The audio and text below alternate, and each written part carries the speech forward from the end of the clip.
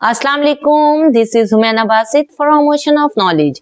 तो आज हम कर रहे हैं मैथ 8 की एक्सरसाइज 9.3 का क्वेश्चन नंबर 4, जो कि है find the radius and volume of each of the following spheres whose surface area are given below.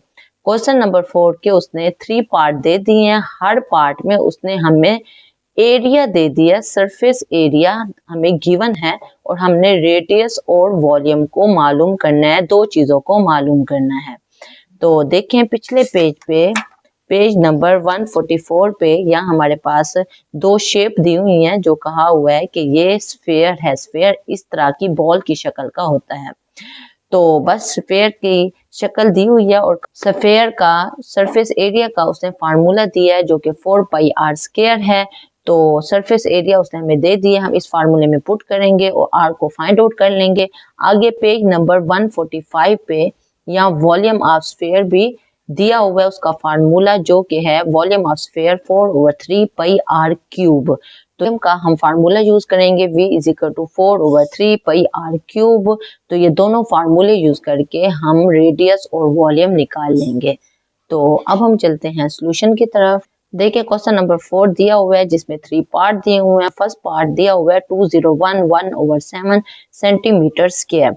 ये क्या है? ये एरिया हमें गिवन है और हमने क्या दो चीजें निकालनी है, हमने रेडियस और वॉल्यूम को निकालना है, जो अभी मैंने दो फार्मूले दिखाए हैं उनकी मदद से। देखें यहाँ पे, देखें फर्स्ट पार्ट को। पहला फार्मूला जो है वो है a is equal to area जो है वो 4πr² के बराबर है।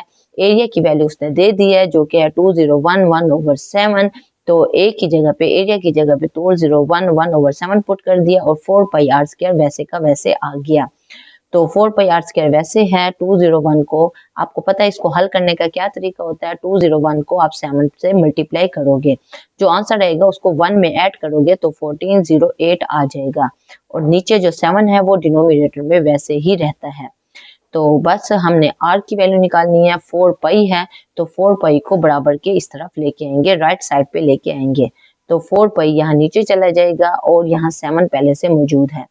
तो 1408 मल्टीप्लाई बाय, अब ये 7 है, 4 है, उसके बाद पाई की जगह क्या है, पाई की वैल्यू हमारे पास होती है 22/7। तो पाई की जगह पे 22/7 पुट किया तो 22 और 7 उल्टा हो गया, 7 ऊपर आ गया और 22 नीचे आ गया।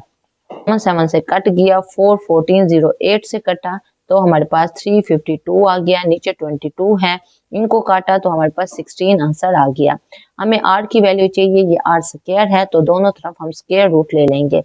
जब स्क्वायर रूट लेंगे 16 का तो 4 सेंटीमीटर आ जाएगा और ये हमारे पास पहली वैल्यू निकल आई, r निकल आया।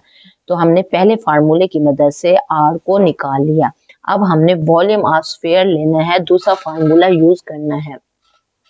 तो दूसरे फार्मूला जो है वॉल्यूम ऑफ स्फीयर वो है 4/3πr³।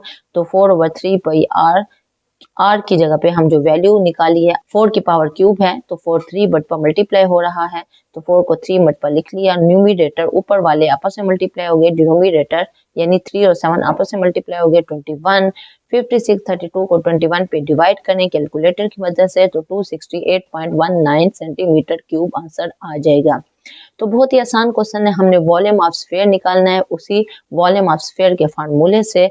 और जो पहला फार्मूला है एरिया निकालने का, उसमें उसने हमें एरिया दे दिया है और हमने रेडियस निकालना होता है। तो हम उसी फार्मूले में एरिया की जगह पे एरिया की वैल्यू पुट करते हैं और रेडियस निकाल लेते हैं। तो बाकी दो पार्ट भी बिल्कुल ऐसे ही हैं। यहाँ एरिया 2.46 सेंटीमीटर है, इसी तरह पहला फार्मूला लगाएंगे, यहाँ से हम रेडियस मालूम करेंगे जो कि हमारा निकलेगा 0.44 centimetre. Volume of sphere second formula लगाया, उसमें रेडियस की वैल्यू पुट करेंगे और हमारे पास वॉल्यूम ऑफ स्फीयर निकल आएगा। उसके बाद थर्ड पार्ट है, यहाँ उसने एरिया 61.6 मीटर स्क्वायर दिया हुआ है। पहला फार्मूला लगाएंगे, वैल्यूज पुट करेंगे और क्या निकालेंगे, हम r को निकाल लेंगे।